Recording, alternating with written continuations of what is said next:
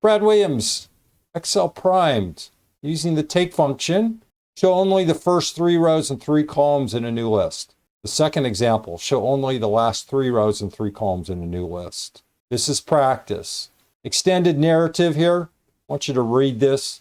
I want you to understand that these functions here are only available in this Microsoft 365. I'm using the free version of Microsoft 365. It may not have all the functionality of the full paid version. The output may be inconsistent. I'm not sure. Let me know if you're working with that paid version, if there's more bells and whistles. With the full version, this is a review. I want you to go through and just incorporate, understand the different arguments here. Here we have the positive number, why? Here we have the negative number, why? We have a columns. Why are we not using the columns? Why are we only using whatever we're using? Why is the output the output? Review the anatomy, review the narrative, work through this stuff.